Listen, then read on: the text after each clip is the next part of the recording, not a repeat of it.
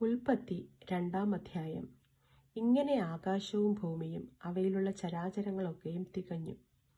താൻ ചെയ്ത പ്രവൃത്തിയൊക്കെയും ദൈവം തീർത്ത ശേഷം താൻ ചെയ്ത സകല പ്രവൃത്തിയിൽ നിന്നും 7-ാം ദിവസം നിവൃത്തനായി.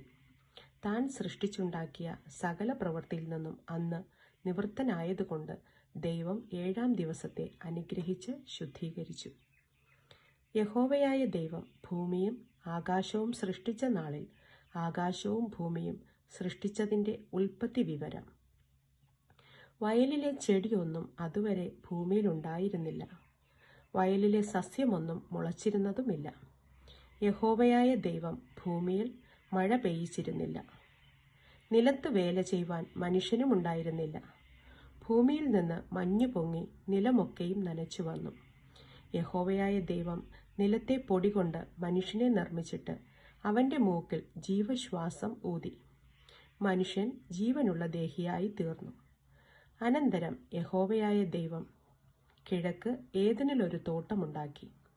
താൻ സൃഷ്ടിച്ച മനുഷ്യനെ അവിടെ ആക്കി.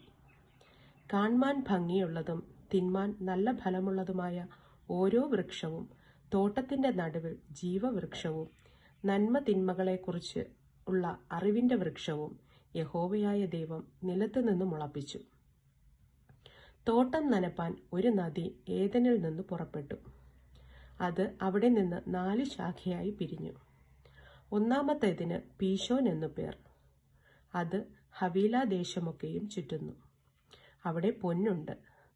ആ ദേശത്തിലെ പൊന്ന് മേൽത്തരമാകുന്നു. അവിടെ ഗുൽഗുലുവും ഗോമേദകവുമുണ്ട്. 2-ാം നദിക്ക് ഗീഹോൻ എന്നു പേർ. അത് കൂശ് ദേശമൊക്കെയും ചുറ്റുന്നു. 3-ാം നദിക്ക് ഹിദ്ദേക്കൽ എന്നു പേർ. അത് അശൂരിന് കിഴക്കോട്ടൊഴുകുന്നു. 4-ാം നദി ഫ്രാത്താകുന്നു. യഹോവയായ ദൈവം മനുഷ്യനെ കൂട്ടിക്കൊണ്ടുപോയി ഏദൻ തോട്ടത്തിൽ വേല ചെയ്യുവാനും അതിനെ കാപ്പാനും അവിടെ ആക്കി. യഹോവയായ ദൈവം മനുഷ്യനോട് കൽപ്പിച്ചതെന്തെന്നാൽ, തോട്ടത്തിലെ സകല വൃക്ഷങ്ങളുടെയും ഫലം നിനക്ക് ഇഷ്ടം പോലെ തിന്നാം, എന്നാൽ നന്മ തിന്മകളെക്കുറിച്ചുള്ള അറിവിൻ്റെ വൃക്ഷത്തിൻ ഫലം തിന്നരുത്. തിന്നുന്ന നാളിൽ നീ മരിക്കും. അനന്തരം യഹോവയായ ദൈവം, മനുഷ്യൻ ഏകനായിരിക്കുന്നത് നന്നല്ല, ഞാൻ അവന് തക്കതായൊരു തുണ ഉണ്ടാക്കി കൊടുക്കും എന്നരുളി ചെയ്തു. യഹോവയായ ദൈവം ഭൂമിയിലെ സകല മൃഗങ്ങളെയും ആകാശത്തിലെ എല്ലാ പറവകളെയും നിലത്തുനിന്ന് നിർമ്മിച്ചിട്ട് മനുഷ്യൻ അവയ്ക്ക് എന്ത് പേരിടുമെന്ന് കാണുവാൻ അവൻ്റെ മുമ്പിൽ വരുത്തി. സകല ജീവജന്തുക്കൾക്കും മനുഷ്യനിട്ടത് അവയ്ക്ക് പേരായി.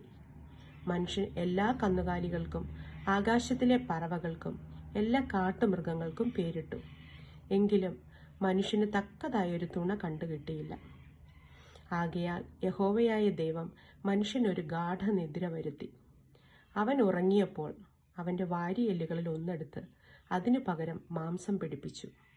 യഹോവയായ ദൈവം മനുഷ്യനിൽ നിന്ന് എടുത്ത വാരിയെല്ലിനെ ഒരു സ്ത്രീയാക്കി അവളെ മനുഷ്യൻ്റെ അടുക്കൽ കൊണ്ടുവന്നു. അപ്പോൾ മനുഷ്യൻ, ഇതിപ്പോൾ എൻ്റെ അസ്ഥിയിൽ നിന്ന് അസ്ഥിയും എൻ്റെ മാംസത്തിൽ നിന്ന് മാംസവുമാകുന്നു. ഇവളെ നരനിൽ നിന്ന് എടുത്തിരിക്കയാൽ ഇവൾക്ക് നാരി എന്നു പേരാകും എന്ന് പറഞ്ഞു. അതുകൊണ്ട് പുരുഷൻ അപ്പനെയും അമ്മയെയും വിട്ടുപിരിഞ്ഞ് ഭാര്യയോട് പറ്റിച്ചേരും, അവർ ഏകദേഹമായി തീരും. മനുഷ്യനും ഭാര്യയും ഇരുവരും നഗ്നരായിരുന്നു, അവർക്ക് നാണം തോന്നിയില്ല താനും.